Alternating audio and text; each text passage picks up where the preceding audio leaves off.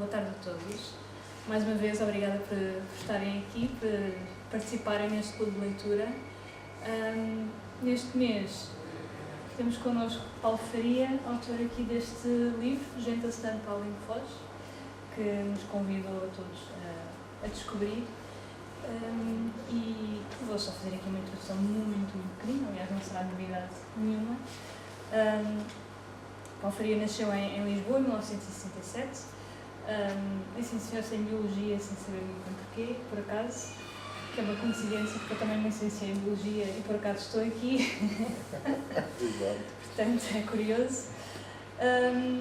Desde muito jovem teve a sorte de começar a fazer tradução literária e já traduziu grandes escritores como Jane Austen, Catherine Tan Porter, Cormac McCarthy, Jack Kerouac, muitos outros, com certeza.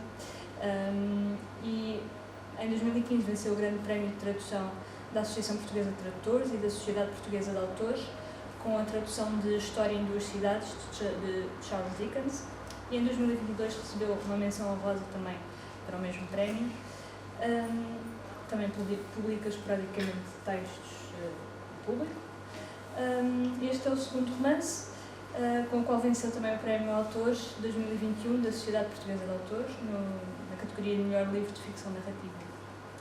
Bem-vindo, Paulo. Obrigada por estar connosco hoje. Bom, então, começando aqui por esta coincidência da literatura, a escrita, ou pelo menos a literatura, sempre esteve muito presente, não é? Portanto, sempre houve este desejo de escrever um livro, apesar de se calhar ter começado pela tradução, ou foi algo que foi descobrindo com o tempo? Pronto. Eu trouxe aqui umas imagens para vos mostrar, vou tentar integrar a resposta. Sim, claro. Claro. Pronto. Eu comecei a fazer, portanto, licenciei em Biologia, comecei a fazer tradução literária muito cedo. Tive a sorte de saber línguas, sabia português e francês, bastante bem, e portanto tive sorte, porque agora há muito o discurso do empreendedorismo e do se nós quisermos conseguimos, não me parece que seja verdade de todo. Acho que há sempre um fator sorte muito grande nas nossas vidas. E, portanto, eu tive a sorte de, por ligações familiares, porque a minha irmã mais velha casou-se com um tradutor muito conhecido da nossa praça e, portanto, eu, por essa via, consegui acesso a editoras. E foi assim que comecei. Claro que se tivesse feito uma tradução absolutamente miserável da primeira vez, cá não teria continuado a traduzir e pronto, acabei por continuar a traduzir e depois fui ganhando, obviamente, balanço e as coisas foram ganhando peso. E como é que eu ia dizer? Acho que não é só me ocorreu, não posso dizer que seja ocorreu, só senti a necessidade de escrever quando o meu pai morreu. E acho que se percebe porque quando se lê qualquer um destes dois primeiros romances, este que está ali na mão da senhora Dona... Como é que se chama? Leonarda. E este que vocês leram. Costuma-se dizer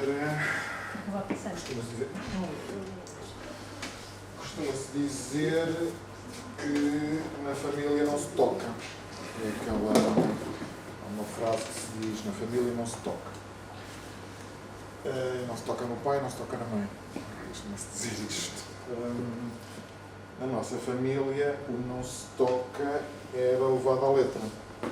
Ou seja, os nossos pais não nos tocavam.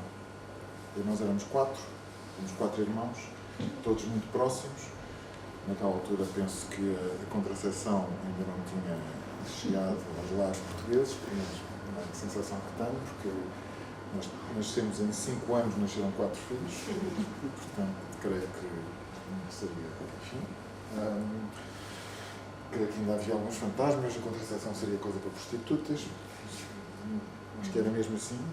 Quem usava contracepção eram as prostitutas. Portanto, uma mulher que usasse métodos contraceptivos automaticamente estava conotada com essa ocupação, digamos assim, e portanto, estava eu a dizer, os nossos pais não nos tocavam.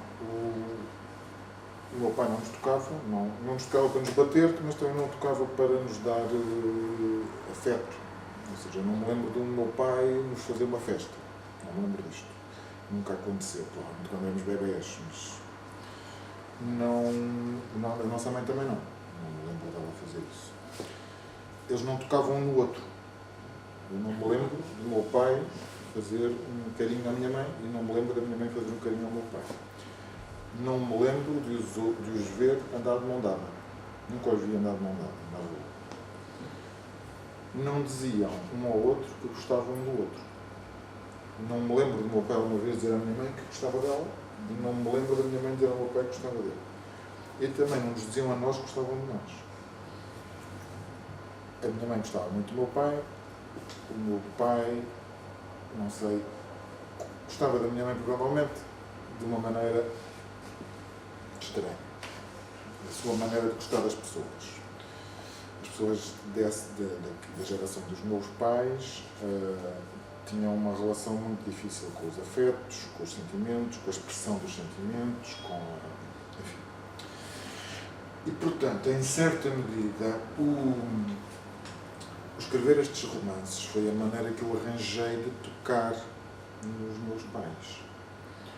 Em certa medida. Eu não sei se terá sido a maneira mais feliz, espero que sim, mas foi a maneira que eu fui capaz de tocar neles. Esta fotografia foi tirada no dia 4 de maio, peço desculpa, de 1970. Alguns se calhar reconhecem a igreja de Nossa Senhora do Rosário de Fátima, ali na Avenida de Berna, em frente à Faculdade da Universidade Nova. Exatamente, deve ser essa. E este foi o dia do batizado do meu irmão mais novo, que está aqui.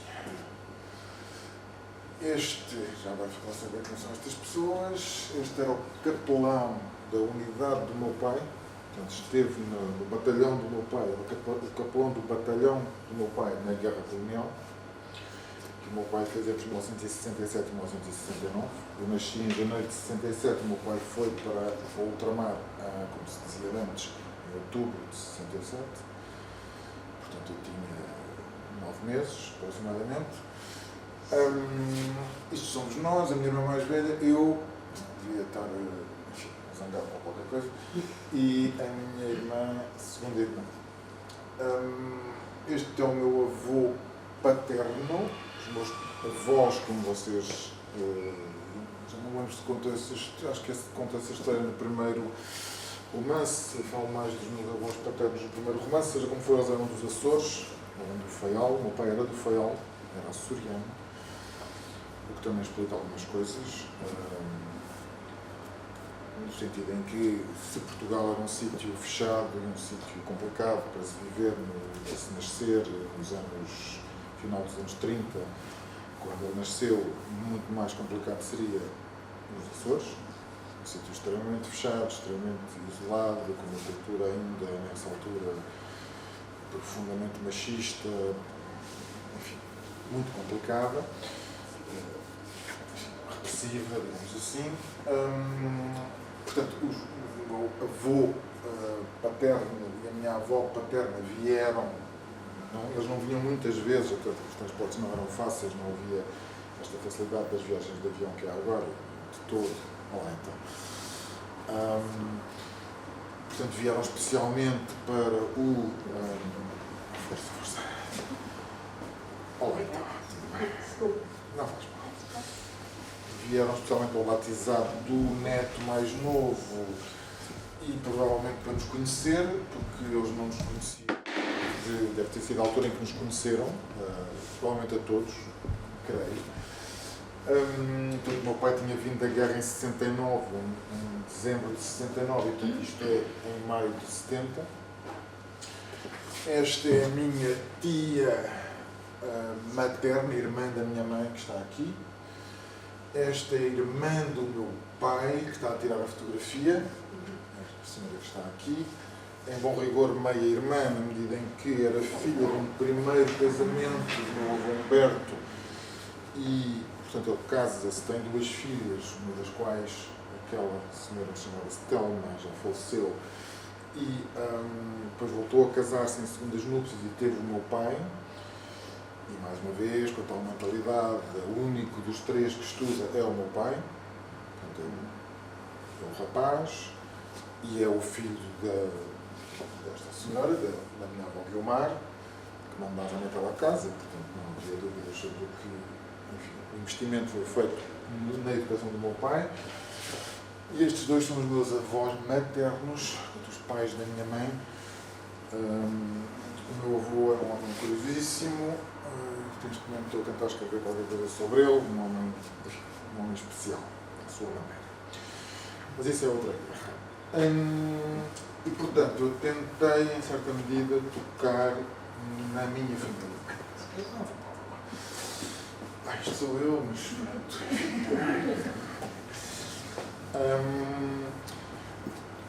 no meu primeiro romance, eu escrevo 10 cartas ao pai e intercalo as 10 cartas ao pai com 10 retratos, digamos assim, ficcionados de 10 camaradas de armas do meu pai. Que não correspondem exatamente a 10 pessoas, na medida em que eu, em certos casos, fiz a mistura de pessoas, várias pessoas, para compor uma personagem. E essas 10 cartas ao pai são, em certa medida, eu na altura talvez não tenha percebido bem disto, agora tenho a perfeita noção disto, variações, em certa medida este segundo romance também o é, em torno da carta ao pai do Kafka, que vocês todos já leram certamente, e que é um dos livros mais importantes, no meu modesto entender, da literatura ocidental do século XX. Aliás, Kafka, no meu modesto entender, é um dos escritores mais importantes do século XX, se não mesmo o mais importante.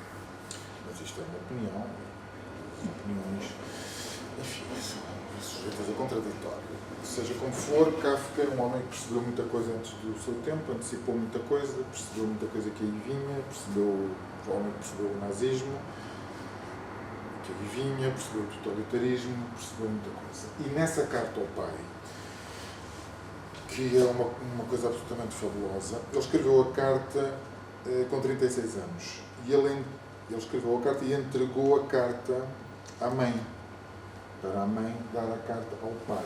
Então, ele não deu a carta ao pai, deu a carta à mãe, para a mãe dar a carta ao pai. Claro que a mãe leu a carta e não deu a carta ao pai, como é óbvio. Não podia dar uma coisa daquelas ao marido para ler, porque, enfim, o senhor não ia gostar. E, portanto, enfim, em certa medida podemos dizer que se Kafka quisesse que o pai lesse a carta, tinha-lhe dado a carta a ele, não tinha dado à mãe. Mas, enfim. Em certa medida, eu fiz um pouco o mesmo do que Kafka, com a diferença que esperei que o meu pai morresse para escrever as cartas ao meu pai. E filo porque sabia que o meu pai ia ler, que eu escrevesse, eu sabia que o meu pai ia ler, a minha mãe não leu, tenho a certeza que ela não leu nenhum destes meus romances, porque eu lhe pedi para não ler, e acho que percebem porquê. E ela disse que sim, que não lia, e portanto não leu, mas o meu pai não valeu a pena dizer que não lesse, porque ele ia ler. E acho que ia ficar extremamente incomodado com aquilo que lesse. Porque o Kafka, nesta carta ao pai, ele diz várias coisas absolutamente fabulosas, e ele começa por dizer... Tira o nome do escritor, infelizmente ouço mal. Franz Kafka. Vou falar mais alto. Quer que eu fale mais alto? Posso falar mais alto? Peço desculpa. Vou falar mais alto. O que é que eu estava a dizer? O Kafka, na carta, escreve várias coisas absolutamente extraordinárias. Ele começa por dizer que não quer, digamos, viver uma nova vida com o pai. Já são velhos para isso. Esse tempo já passou. Quer apenas alcançar alguma tranquilidade, alguma serenidade. Depois diz outra coisa fabulosa. Ele diz assim: imagine por vezes o mapa mundo estendido no chão e tu, pai, deitado em cima do mapa mundi, de braços abertos. E ocupas o mapa mundi quase todo. Tu, pai, ocupas o mapa mundi quase todo. Eu não consigo viver, diz ele, em nenhum sítio onde tu estejas ou onde tu chegues com as mãos. E ele escreve a carta depois de mais um noivado falhado. O Kafka teve várias vezes noivo e várias vezes rompeu os noivados e não se casou. Porque, diz ele ao pai, lá está, eu não consigo viver onde tu estás, nem consigo viver onde tu chegas com as mãos. E o casamento é um lugar onde tu estás. Tu és também o casamento. E, portanto, eu não sou capaz de me casar porque o casamento és tu. Eu escrever isto seria dizer ao meu pai que ele não foi capaz de ser feliz e que ele não foi capaz de transmitir felicidade, espalhar a felicidade à sua volta. Ele não era capaz, efetivamente.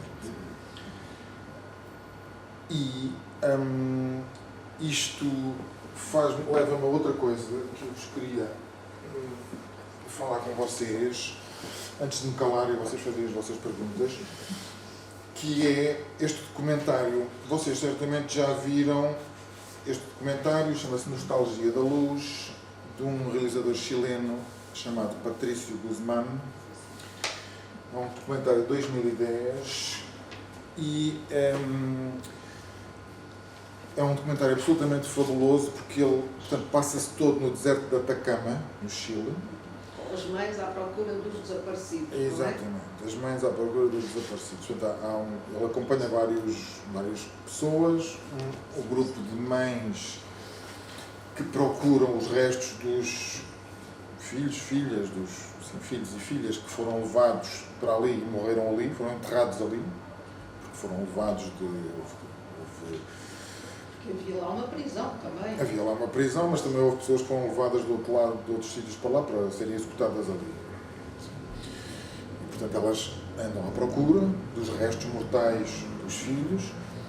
Fala também com os responsáveis pelos observatórios astronómicos, pelos telescópios que existem naquele deserto, e faz uma série de reflexões em torno da memória e do tempo, porque quando a luz chega à Terra, as coisas que nós estamos a ver aconteceram há muitos anos e, portanto, estamos a ver o passado, no fundo. É um belíssimo documentário. E a última pessoa com quem ele fala, a última pessoa que ele entrevista no documentário, é esta jovem que se chama, tenho aqui o nome dela, Valentina Rodrigues. E que ela é astrónoma também e é filha de pais desaparecidos. Os pais dela desapareceram. E adotada. Não é bem adotada. Vou explicar. A história é mais trágica do que isso. Ela conta que os avós dela, portanto, os pais eram ativistas contra o regime do Pinochet. E estavam na clandestinidade, ambos. E tinham-na entregado aos avós. Não se percebe se eles são pais do pai dela ou pais da mãe dela. Não é claro no discurso, não se chega a perceber, mas é indiferente para o caso. E, a certa altura, a polícia política, a DINA, a polícia política chilena, digamos, prende os avós e prende a ela, a criança, tinha 1 ano quando isto acontece, e em 75, por aí, e diz aos avós, ou nos dizem onde é que estão os pais desta criança, ou nunca mais veem a neta. Nunca mais veem a neta. Havia muitas crianças que foram adotadas, como vocês sabem. Muitos filhos de opositores políticos, de desaparecidos e outros que foram adotados em bebés e foram por famílias de militares do regime. E perante isto, perante esta escolha horrível, os avós dela denunciam, dizem onde é que estão os pais dela. E a polícia política vai lá e prende-os e eles desaparecem, nunca mais são vistos, e eles devolvem a neta aos avós. Ela é criada pelos avós, não é provavelmente adotada, é criada pelos avós. E ela diz uma coisa absolutamente extraordinária, ela diz que os avós conseguiram, os avós não falam no documentário, há umas imagens dos avós, mas os avós são os dois calados, olharem para a câmara, umas imagens impressionantes, só ela é que fala. Ela acaba de ser mãe no documentário, acaba de ter um filho. E ela diz que os avós conseguiram criá-la com amor, dando os pais dela, os pais desaparecidos, como exemplo, apresentando-os como exemplo, que quando ela chegou à idade de perceber, lhes contaram exatamente o que tinha sucedido e o que eles tinham feito, mas que em momento algum a fizeram sentir culpada, responsável por aquilo que tinha acontecido. O que poderia perfeitamente suceder. Porque, em bom rigor, eles disseram onde é que estavam os pais dela por causa dela. Senão não teriam dito, provavelmente. E, portanto, ela não diz, mas digo eu, que eles foram capazes de fazer uma espécie de ruptura sem silêncio. Que é uma coisa quase impossível. Rompermos com o passado, mas não silenciarmos o passado. E é exatamente isto que os meus pais não foram capazes de fazer. Os meus pais não foram capazes, o meu pai em particular, eu não julgo, eu não tenho o direito de julgar, eu tenho o direito de tentar perceber o que é que se passou. E o que se passou foi isto, foi esta incapacidade, que é muito humana, e que eu provavelmente também tenho, de fazermos isto. Porque, e vou já terminar, o meu pai passou a vida a fazer coisas de que não gostava. O meu pai tirou o curso de medicina e detestava a medicina. O meu pai detestava a medicina. O meu pai tirou o curso de medicina porque a mãe dele, a minha avó, queria. Isto já está aqui o meu pai, o capelão tirou uma fotografia, quando o meu pai apareceu eu fiquei logo ali empardado, completamente acabrunhado. Era sempre assim quando o meu pai entrava em cena, fazia parte. Portanto, o meu pai tira o curso de medicina porque a mãe dele tem o sonho de ter um filho que seja o médico da horta do Faial. E o sonho dela, ele vem para Lisboa, tira o curso de medicina e depois vai voltar para casa, vai voltar para a sua terra. Ela já tem em mente uma rapariga com quem ela se vai casar, já estava tudo planeado e era esse o sonho dela. E ele faz isto, ele cumpre este sonho que não é um sonho dele, que só rompe quando casa com a minha mãe, que é uma rapariga de Lisboa, e estraga tudo, estraga o plano, mas continua a ser médico a vida toda. Ele faz a guerra colonial sem acreditar na guerra colonial. Ele tinha sido opositor ao regime, em certa medida, tinha feito as greves académicas de 62, tinha tido chatices, tinha perdido o ano, mas quando chega a altura de ir para a guerra, ele vai. Porque já tem filhos, porque é difícil, porque é complicado, porque não vai emigrar com 3 filhos, depois o 4º filho nasceu enquanto ele estava em África, foi concebido numa das vindas a Portugal. E, portanto, ele passa a vida a fazer coisas que não gostava, com que não se identificava. Passa a vida a trair-se. Aquela citação que eu pus aí daquele livro da Margarida Calafate Ribeiro, que é um livro fabuloso, chama-se África no Feminino, que são histórias de mulheres que foram com os maridos para a África, para as comissões de serviço, e ela fala diz qualquer coisa, era uma traição, traímos sempre, estamos sempre em traição, umas vezes mais, outras vezes menos, mas dificilmente escapamos. É uma mulher que diz isto a certa altura. E esta traição é uma traição em nome de qualquer coisa, sempre. Ou pelo menos nós dizemos a nós próprios que é em nome de qualquer coisa. E no nosso caso, ficava subentendido que isto tinha sido por nossa causa. Digamos assim. O meu pai tinha ido para a guerra porque tinha filhos. Não é? Então não teria ido, teria fugido, se calhar. E era preciso manter aquela profissão, era preciso manter aquela vida, com que claramente ele não se identificava, porque havia uma família, porque havia filhos para criar, porque havia filhos para alimentar. E, portanto, Mas depois não havia esta coisa destes avós extraordinários que era esta ruptura sem silêncio. Era como se ele dissesse: eu já dei tudo o que tinha para dar e não me peçam mais. Uma espécie de exaustão da generosidade e do amor, como se já não houvesse mais. E para já, calma.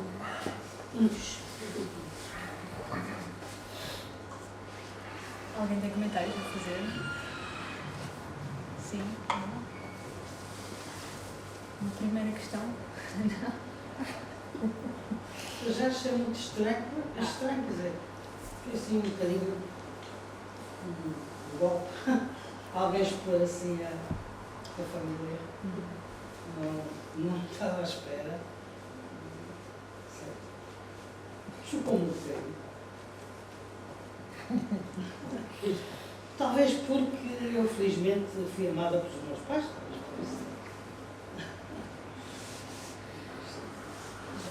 Eu acho que fui amado pelos meus pais, só que era uma coisa estranha, de facto. As coisas não eram lineares, digamos assim. Mas não é completamente biográfica, há coisas que são denunciadas. Sempre, claro. Há muita gente que passou por isso. Eu confesso que para mim foi um choque, porque eu fui educado que na família não se toca. E quando disse essas palavras, eu identifico-me com elas. E também alguma admiração por se expor, porque nem sempre é fácil, não é? A vida familiar. Sim. Mas também foi assim de género uma terapia, foi um modo de lidar com determinadas Quer dizer, coisas. a Margarida Valdegato, a poetisa Margarida Valdegato, a poeta, como se diz agora, eu mostrei-lhe o romance antes de publicar, dei-lhe a ler o romance. Já a conheço há muitos anos. E ela escreveu-me uma carta, e dessa carta eu extraí, com a autorização dela, o que está aqui na Badama. E ela diz: o romance embalou-me e comoveu-me, fez-me pensar muitas coisas e admirar-te a coragem. Fez-me pensar que a prosa, a ficção, sempre mais ou menos autobiográfica, é o lugar da crueldade, onde se corta à faca para dar ao leitor o prazer de não ser o único anormal do mundo, para nos afiar a imaginação por cima da dor. E é isto um pouco que eu tentei fazer. Se fosse uma coisa terapêutica, acho que não tinha interesse para mais ninguém. Acho eu, não sei. Pensei que não fosse. Se fosse terapêutico, não era interessante? Provavelmente não seria muito interessante. Isso é muito refrescante. Não sei. Mas há aqui muitos purgar fantasmas aqui para o romance, embora tenha pelo meio tido muita confabulação, mas de qualquer maneira também estão aqui muitos fantasmas internos. E mesmo esta construção que faz o discurso, a arquitetura do livro parece quase uma panela de pipocas. Panela de pressão, não panela de pressão. Não, Estás a arrebentar. não, pipocas, saltam uma, saltam outra. Na mesma página está a falar de 3, 4 assuntos, na mesma linha muda de assunto.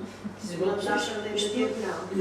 Não, este livro não seria em diagonal. E eu que até uso alguns livros para umas atividades de estimulação cognitiva, eu não posso usar o seu por causa da memória das pessoas, não é? Isto requer muita memória para não perder o fio da narrativa, não é? Agora está a falar da mãe, depois está a falar da avó, depois está a falar da filha, depois está a falar de Moçambique, depois está... Mas está muito bem feito. Sim, na mesma página Está muito bem consegue... feito, porque conseguimos sempre perceber onde estamos. Sim, mas tem muito trabalho de concentração. O que é que ele está a dizer aqui? Agora está em Moçambique. Achei que era um truque mesmo para captar a atenção do leitor do princípio ao fim e um teste. Mas Um teste destes clubes de leitura para ver se ele Não facilitar a vida demasiado, Agora os não é? olhos em diagonal por este é uma arquitetura completamente diferente, pareceu-me, não é? Sim, Sim. sim. Este é realmente Sim, mais. segue uma linha de narrativa. Há um escritor que eu gosto muito, que é o Mário Vargas Llosa, que faz isso. Aliás, ele faz de uma maneira muito mais radical ainda. Há romances em que ele faz essas deambulações na mesma frase, quase. No mesmo parágrafo, sei lá, na conversa na catedral, quando estão as visitadoras, faz isso dentro do mesmo diálogo, intercala diálogos diferentes.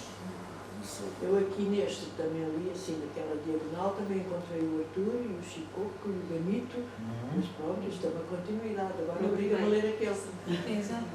Há de facto uma relação aqui entre os dois livros, não é? Porque fez realmente estas viagens a Moçambique. Exatamente, era o que eu ia perguntar. Essa questão está do... lá para Mas conseguir- há uma história muito parecida que há uns tempos atrás, há uns bons tempos atrás, deu na televisão. Sim, sim. Sim, há várias. Sim, Já não como é que eu ia consigo dizer? perceber os pormenores, mas foi alguém que foi à procura. Sim, uma reportagem do público, sim. Sim. Uma reportagem do público, sim. Saiu mais ou menos quando eu estava a acabar o livro, sim. É verdade. Há muitos filhos de combatentes que ficaram lá. É um clássico, digamos assim. Como é óbvio, não é? Como é evidente, como não podia deixar de ser. Eu quando o meu pai morreu, eu percebi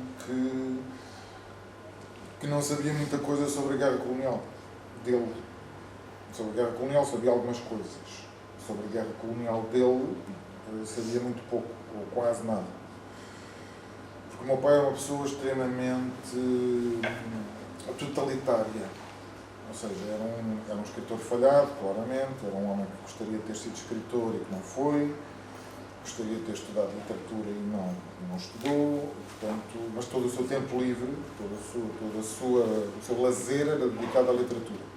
Ele lia imenso. E lia para nós também. Ele lia, era quase um ritual. Não vos dava abraços, mas lia-vos. Líamos, Isso é muito importante. Claro que é importante. É importantíssimo. Eu sou o que sou por causa do meu pai. É evidente.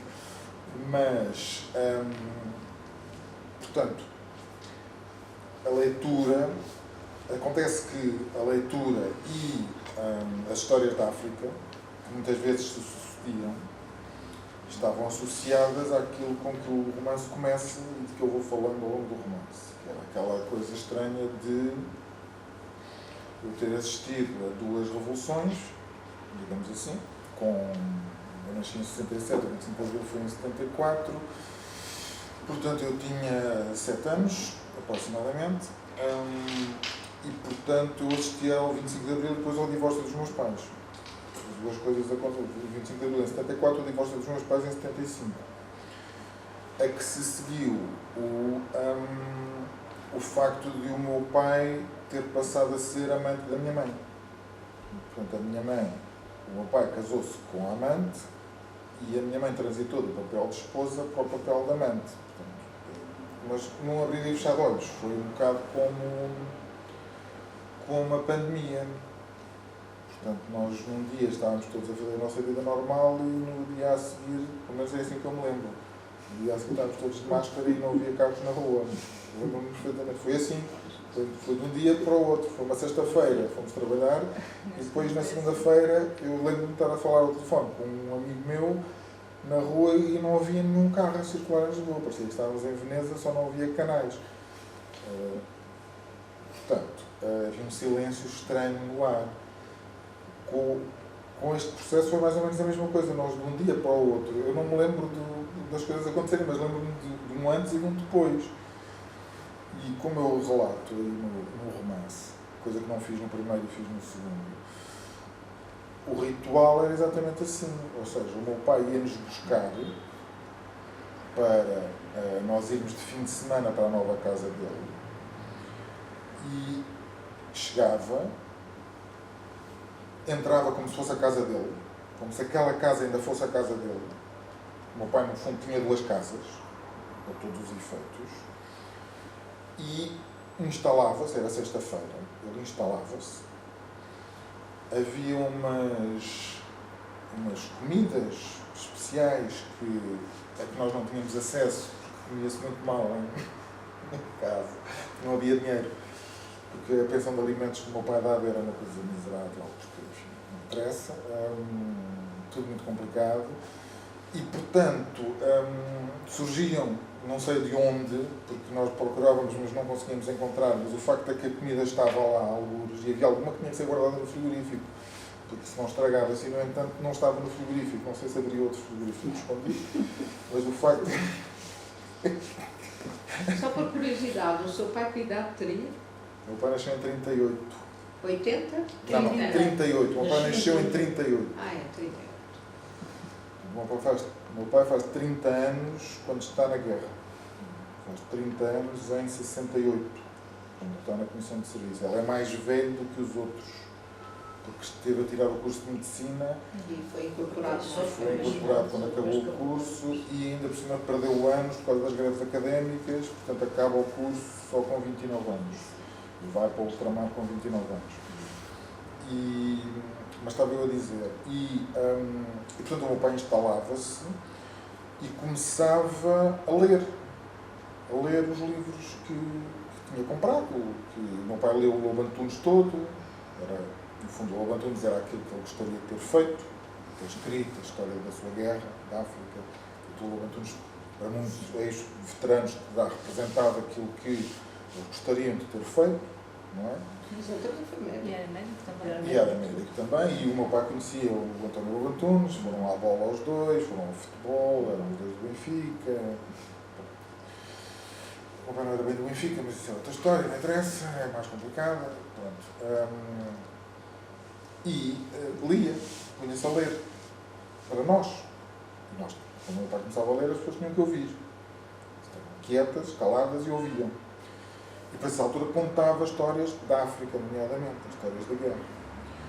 E isto era uma espécie de ritual preparatório para o que se seguia, que era o meu pai desaparecer com a minha mãe, e nós, crianças, aquilo para nós a princípio não era nada, depois começámos a perceber o que era, obviamente.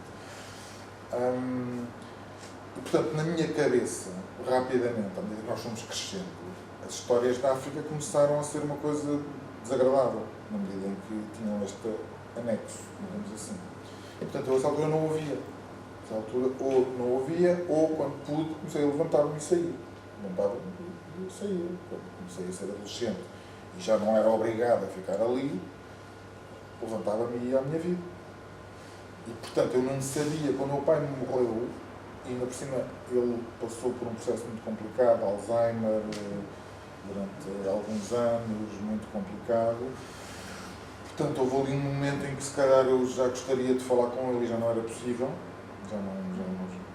Já não era possível falar com ele rapidamente. Deixou de ser possível falar com ele e ele recordar coisas e ter uma conversa possível. E portanto, quando ele morre, eu percebo que eu não sei quase nada. Eu não sabia o nome da terra onde ele esteve, eu não sabia, nem sequer sabia em que região de Moçambique ele tinha estado, não sabia o nome da unidade, não conhecia ninguém dos camaradas dele, porque ele também não se deu com os camaradas. Houve muitos veteranos que mantiveram, enfim, contactos, almoços do batalhão, não sei o que. O meu pai nunca foi a nada disso, sempre se recusou completamente. Para ele, a tropa era uma coisa que ele queria esquecer e recusar.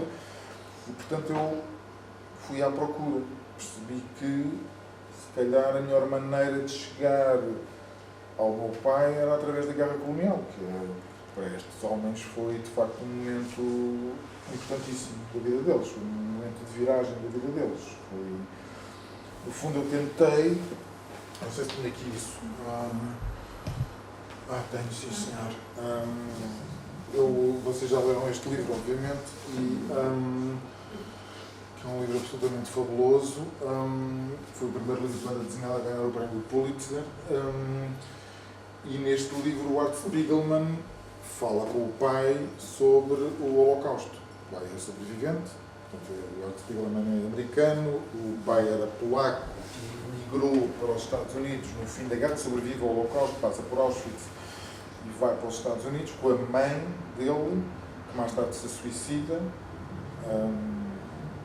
por razões complicadas, que têm a ver com o facto de, obviamente, por causa das experiências traumáticas que viveu, mas também porque ele tinha um irmão que morre durante o Holocausto, Portanto, eles tinham um bebê, uma criança pequena, que entregam a uma família polaca para, pensando que estaria mais seguro, e não, acontece exatamente o contrário. Eles salvam-se e a criança morre.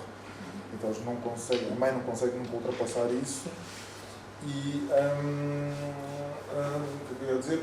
E portanto o Art Spiegelman fala com no fundo, tinha uma relação extremamente conflituosa com o pai e conseguiu, diz ele, a única maneira de falar com o pai sem discutirem era falarem sobre as memórias do pai. Era o pai contar-lhe a história da sua sobrevivência do Holocausto. Portanto, este projeto, digamos assim, que ele teve foi uma maneira de falar com o pai, de estar com o pai sem discutirem, sem se agredirem mutuamente. E, portanto, ele chegava à casa do pai com o gravador, sentava-se e o pai começava a contar-lhe a história. Contava-lhe um bocado num dia, um bocado no outro, um bocado no outro. A história toda, desde que se casou com a mãe até a guerra acabar. E depois, quando acabava, voltava e começava do princípio. Conta-me tudo outra vez. Portanto, o pai contou-lhe a história, pai, 4 ou 5 vezes. Ele tem as gravações todas. E cada vez que o pai contava, acrescentava um pequeno pormenor, ou não, contava outra coisa que não tinha contado da primeira vez. E eu, no fundo, percebi que podia ter feito o mesmo. Eu podia ter feito com o meu pai aquilo que o Spiegelman fez com o pai dele. Ou seja, provavelmente a guerra colonial teria sido uma coisa que o meu pai teria gostado de me contar e ter-me contado coisas que eu nunca saberei, porque eu falei com os camaradas dele, mas houve muitas coisas que eu não consegui perceber, porque eu lembro-me vagamente de histórias que ele me contou e que acabou, perderam-se. Há uma história trágica de um soldado que se suicida, eu conto naquele primeiro romance, uma história horrível de um soldado que se suicida. Pronto, o meu pai contava-me essa história e era uma história que o afetou imenso e que ninguém me soube contar, porque a conversa dele com o soldado, portanto, ninguém me presenciou. E pronto, e não fui capaz de fazer isso, não percebi a tempo que tinha que o fazer. E, portanto, tive que fazer de outra maneira. Então, este relato dos fins de semana, da visita do seu pai à casa dos fins de semana, depois normalmente é seguido de uma série de atos sádicos, são biográficos. Suicidas, quase suicidas. Exatamente, também são biográficos. Ou fazem parte do expurgo. Acho que é preciso falar. Meter a língua na tomada Não sei se quero dizer. Sim. É preciso cuidar, eu tenho que ter cuidado que as crianças não leiam este. Não, as crianças não. As crianças não, os adolescentes naquela fase da. Não, TikTok a fazer isso. Mas podemos passar para uma outra parte também, que é depois a viagem que faz a Moçambique, não é? sim, a viagem a Moçambique. Sim. Que é uma viagem que faz realmente em busca desse tal suposto irmão, não é? Sim. Digamos que essa parte. Vocês têm aqui fotografias do Vítor, ele chamava-se Vítor. E a construção da central elétrica, não é? Que é muito típico. Está aqui o Vítor. Tem algumas. Está aqui o Vítor. Esta era a única fotografia que o meu pai tinha em que aparecia este menino. Que eu chamei Arthur, ele chamava-se Vítor. No outro romance também é um Arthur, é o mesmo. Este menino. No outro romance também é um Arthur, é o mesmo. Sim. Ele chamava-se Vítor. Não se chamava Arthur, Que é o uniforme. Pronto, o meu pai está ali, este homem aqui atrás na fotografia. E nós só tínhamos esta, era a única imagem que aparecia, esta criança. E era uma fotografia que nós gostávamos muito por causa do menino. Adorávamos esta fotografia. Eu comecei a falar com os camaradas de armas do meu pai em 2014, final de 2013, 2014 e portanto consegui encontrar no Facebook, naqueles grupos e depois esse deu-me um contacto de outro e outro, comecei a puxar o fio e perguntava a todos, levava sempre as fotografias, quando ia ter com eles. E mostrava-lhes esta fotografia e dizia quem é este menino, todos diziam o Vítor. E sabiam algumas coisas, mas diziam que quem sabe mesmo é o Furriel Gamito, como eu lhe chamei, não se chama assim. Ele é que sabe. Ele é que tratou do miúdo. E ele... e dão-me um telefone. O único telefone que eu tive era um fixo. Um telefone fixo. Eu conto isso. Não, conto no primeiro.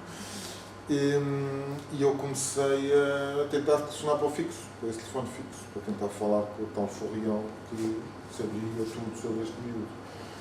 E tudo, salvo seja. E eu telefonava e o telefone tocava e ninguém atendia. E eu ia avançando, ia falando com outros, ia escrevendo, porque a essa altura percebi que queria escrever um romance e continuava a telefonar e continuava ninguém a atender. E a essa altura chegou um momento em que o romance tem que acabar, não é? Mas, eu sabia que me faltava qualquer coisa, mas enfim, não podia esperar eternamente. E dizia sempre, vou só telefonar mais uma vez, se atenderem, atendem, se não atenderem, olha, esquece. E telefonava sempre mais uma vez. Até que um dia, telefone, no meio da tarde, e o telefone toca, atendeu o telefone. E era o Furriel, o Gamito. Aquele telefone era o telefone do cabeleireiro da mulher, que já estava reformada, todo o cabeleireiro já estava encerrado. Ele foi lá, por acaso, para ir buscar qualquer coisa. E o telefone tocou e ele atendeu.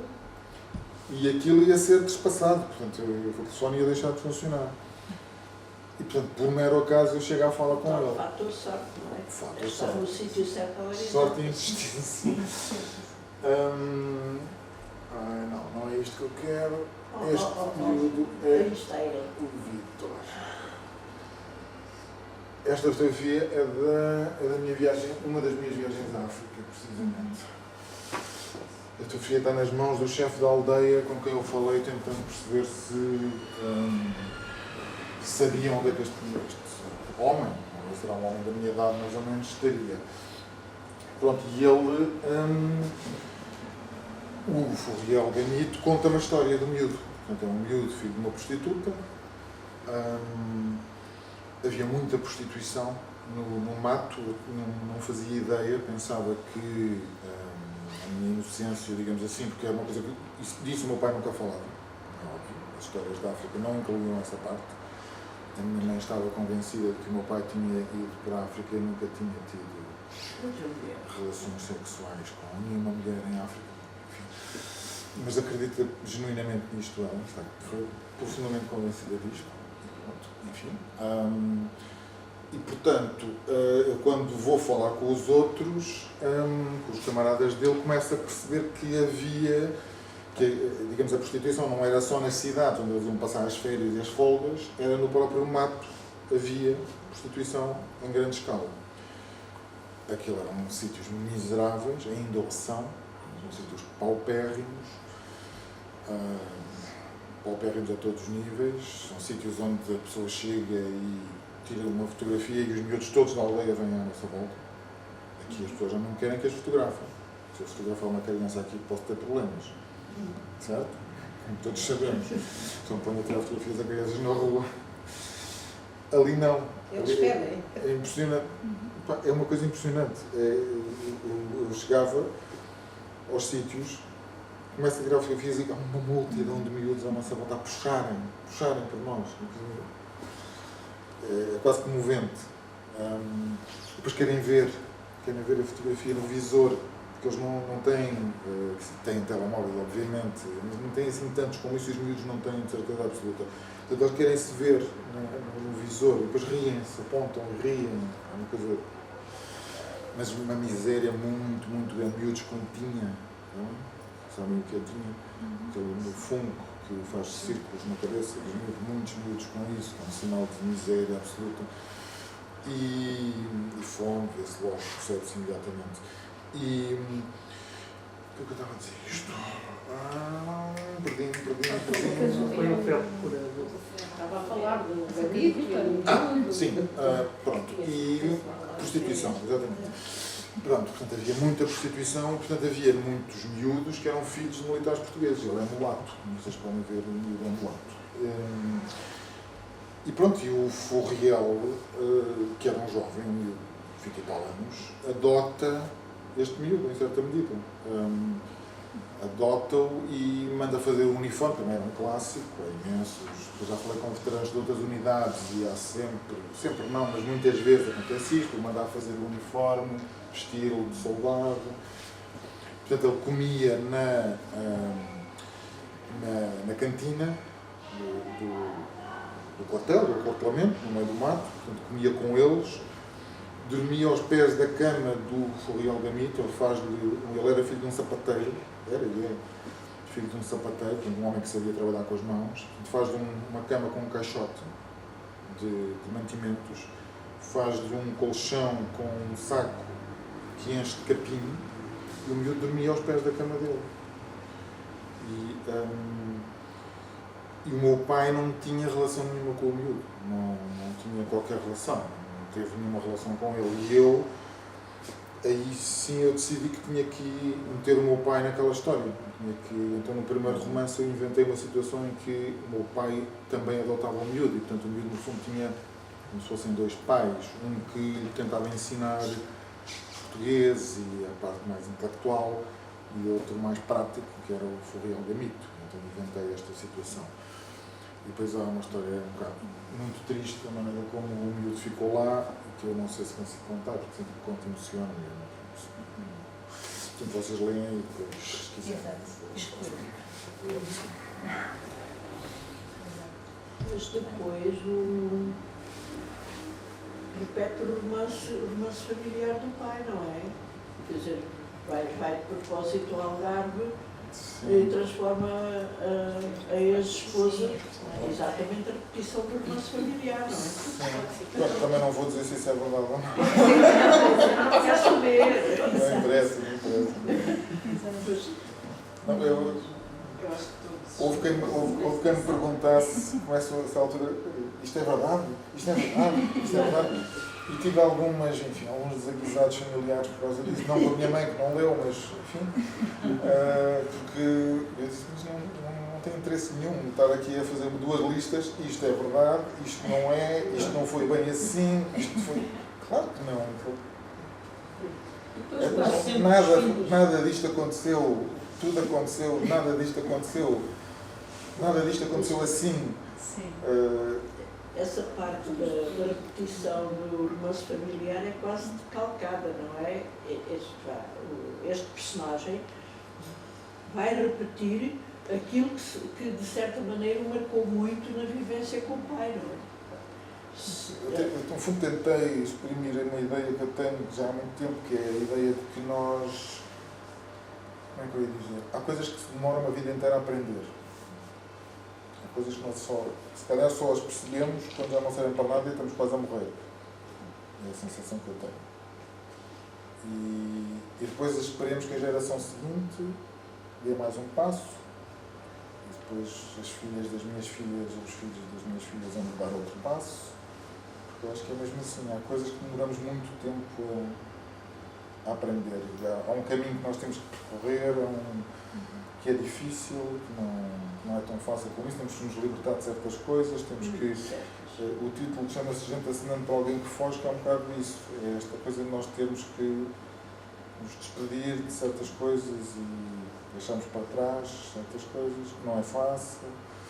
Há momentos em que se calhar queríamos estar junto das pessoas e as pessoas não estão disponíveis para nós estarmos com elas, e depois, quando nós estamos disponíveis, elas já não estão, e há assim desencontros permanentes. E não sei se calhar já são horas de vocês irem jantar.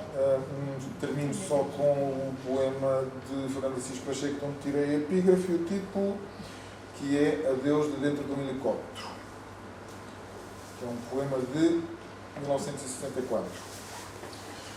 Morros, capim verde, restos de casas, carreiros ligando apressadamente duas matas, pequenos rios com palmeiras, aves que a vista vê como suspensas, o fumo delicado das queimadas subindo no céu de bruma, e essas manchas indecifráveis a 4.000 pés gente acenando para alguém que foge. E para terminar mesmo, prometo que é a última coisa. Borges. Borges escreveu um ensaio fabuloso chamado A Cegueira. No fundo não é um ensaio, foi um discurso que ele fez, uma palestra que ele fez sobre a cegueira, o processo de se tornar cego. Ele cegou muito devagar, como vocês sabem, foi cegando muito devagarinho, foi perdendo cores. Ele descreve aqui esse processo. Esse autor escreve isto. Quando me perguntam se isto é verdade, se não é verdade, sempre senti que o meu destino era, antes de mais, um destino literário. Quer dizer, que me sucederiam muitas coisas más e algumas coisas boas. Mas sempre soube que tudo isso, a longo prazo, se transformaria em palavras. Sobretudo as coisas más, dado que a felicidade não precisa de ser transmutada. A felicidade é o seu próprio fim.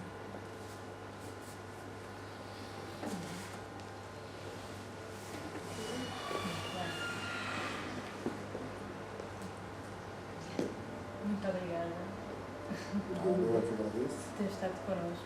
Obrigada também por desvendar, não é desvendar, mas puxando aqui alguns fios desta meada, não é? que é este livro, mas que acho que traz aqui muitas emoções fortes, mas eu acho que, apesar de tudo, não sei se há uma resolução, se há uma espécie de resolução ou não, mas acho que, apesar de tudo, acaba por trazer alguma esperança, algum alento, pelo menos em potência, não é? No final existe essa luz no fundo do túnel, portanto acho que é uma forma positiva também de acabar, acho que sim. Portanto, não sei se há mais alguma questão. Não encontra o Arthur, mas encontra-se a si mesmo. Exatamente. Queria só fazer um comentário que, sendo ou não sendo autobiográfico, essa parte, enquanto li, fui fazendo as minhas suposições, mas uma coisa é certa, ao longo do livro foi, na verdade não sei porque é que foi só pelo livro que eu entendi isto, mas o livro ajudou-me a perceber algumas pessoas que realmente são fruto da família certamente que têm e da infância que tiveram. Sempre tive essa suspeita em relação a algumas pessoas que têm umas vidas, uns caminhos menos óbvios, e a forma delas agir, para mim, sempre foi muito nada familiar, porque tive outro percurso familiar, mas fui sempre tentando, às vezes, até desculpar alguns comportamentos dessa forma, porque penso, se calhar, têm umas raízes diferentes das minhas. E não sei porquê, isto é algo da vida real, pessoas que eu conheço, e com o livro parece que foi uma confirmação de que todos somos frutos daquilo que vivemos, aprendemos, lidamos, que felizmente em muitas situações é mais feliz, outras vezes menos, mas não sabia, não fazia, quer dizer, supus, mas não sabia nada de parte mais ou menos real, mas acho que foi bom para confirmar. Aquelas pessoas não sabem, mas para mim foi uma confirmação. Vou-lhes dar umas desculpas. Sim. Não, isso nem pensar. Não. Mas, de certa forma, parece que agradeço. Aliás, eu não precisava de saber que era autobiográfico para confirmar que há muitas pessoas que têm assim, estas vidas. No retrato psicológico que faz de bem aquela frase que repete várias vezes ao longo da descrição, que é deixe brilhar a sua imagem. Como uma simples frase pode moldar tanto Uma pessoa, claro. a incapacidade de exteriorizar afetos. Já nem é a capacidade, é a incapacidade ao longo da vida desta personagem. Ela não é capaz de gerir bem os seus afetos, nem de os transmitir, porque aquela é a grande marca. E o pai com a mania não. Eu já conhecia o provérbio de outra maneira, não é? Não podemos, eu homem, não posso possuir as mulheres todas do mundo, mas posso tentar. Não é? Um pai que diz isto na frente da filha está forçosamente a moldar depois de toda aquela... Sim, digamos que, não sei se vocês ainda têm tempo para nos quer amassar, Acho que sim. Não, digamos que esta geração foi uma geração dos meus pais. Também é fruto do tempo, não é só? Sim, é uma geração A maneira de muito ser. complexa que lidou com coisas, com uma transição complicada. Pessoas educadas no catolicismo, rejeitaram o catolicismo. Isto já não está a falar da minha geração. Portanto, Não está a dizer nada de novo. há toda uma série de, no fundo, foram educadas no machismo e depois recusaram esse machismo. O meu pai era uma coisa impressionante. O meu pai era o homem mais machista que eu conheci, por causa precisamente destes comportamentos. Poucos homens. Mas não. Era uma coisa. O facto de ele ter duas casas, ele se considerava com direito a ter duas casas. Só Para ter ele, duas para ele era uma casas. coisa natural. Mas depois era impressionante que ele nunca verbalizava esse machismo. É uma coisa impressionante. Eu nunca o ouvi dizer nada. Aliás, ele recusava-se a fazer qualquer espécie de enunciado genérico. Ele nunca dizia os homens não sei o quê, as mulheres não sei o quê. Nunca. Era impressionante porque ele, digamos que na cabeça dele havia uma separação completa entre a prática e a palavra. Ele conseguia, digamos, dissociar completamente uma coisa da outra. Eu conto isso nesse primeiro romance. Ele nunca dizia certos palavrões. Mas nunca. E o meu pai dizia muitos palavrões. Mas palavrões de cariz sexual nunca os dizia. Mas nunca. Eu nunca ouvi o meu pai dizer, não vou dizer aqui, não sabe do que eu estou a falar, ele nunca os dizia. Ele passava o dia a dizer merda, dizia merda assim 500 vezes ao longo do dia, trampa,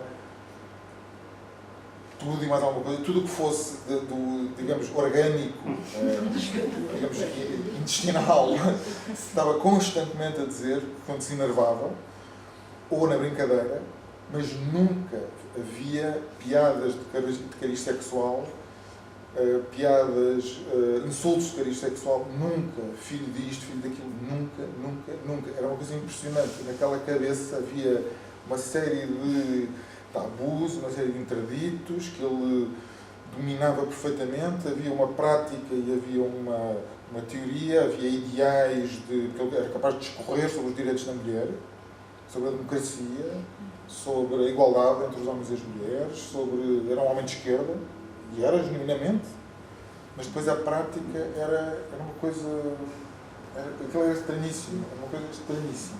Como nos homens de esquerda. Diga. Como os homens de esquerda, são da boca para fora, mas depois no Espero que não seja o meu dia-a-dia... caso. Não, depois no dia-a-dia acabam Espero que não seja o meu caso.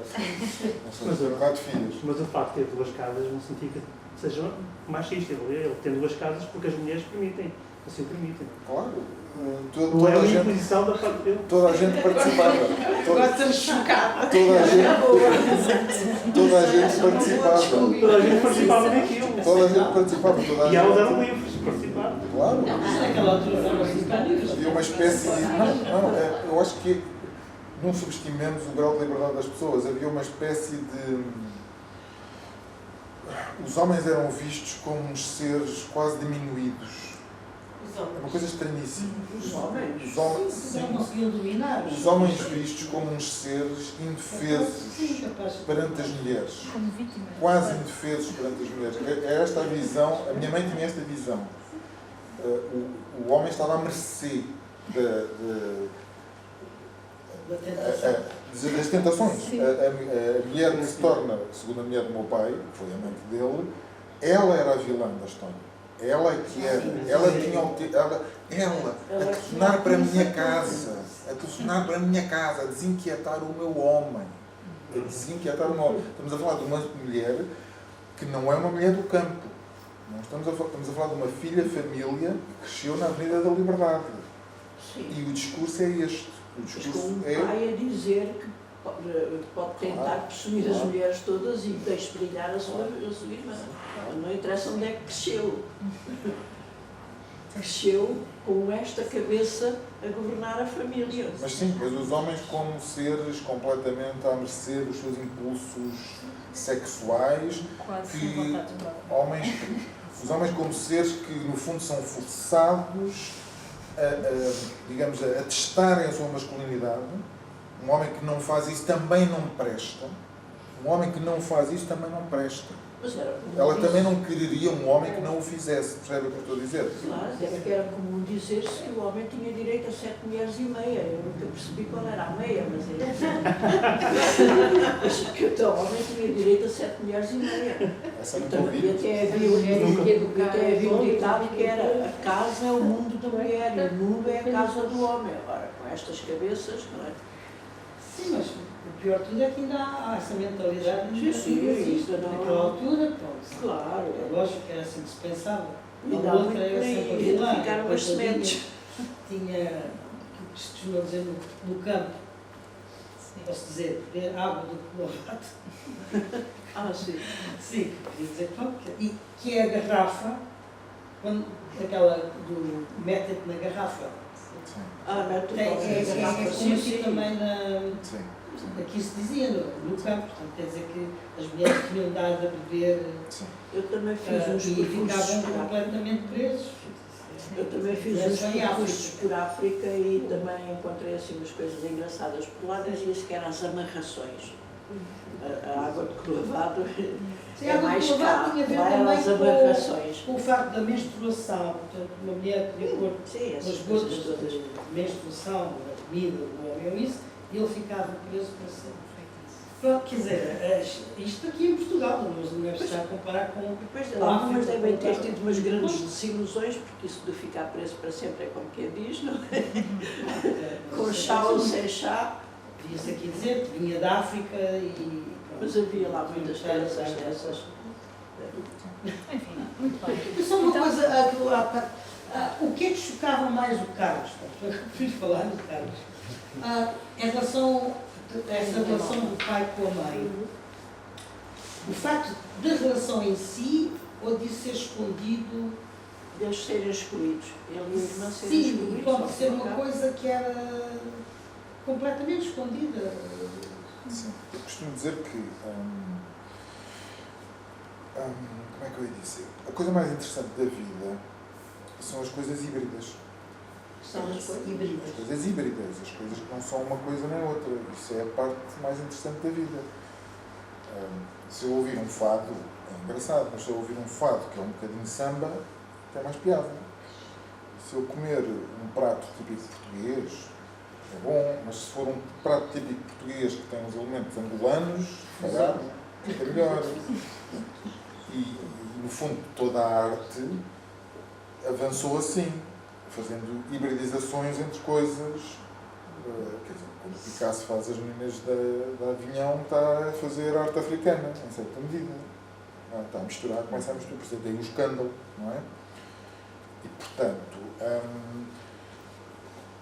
à partida, o facto de os meus pais já não serem marido e mulher, mas continuarem a ser uma coisa que já não era marido e mulher, era uma coisa estranha, até podia, à partida, eu diria que era, só por si não era mau, podia não ser mau, digamos assim. Eu costumo sempre dizer que os ecossistemas, isso é verdade, efetivamente, nós que somos biólogos sabemos que os ecossistemas onde floresce a vida são os ecossistemas de transição. É os sítios onde acaba uma coisa e a outra coisa ainda não começou, é à beira-mar, é aquela zona onde a maré sobe e a maré desce, e que é ali que floresce tudo, é na orla das clareiras, ainda não é floresta, já não é clareira, não é? É aí que tudo acontece.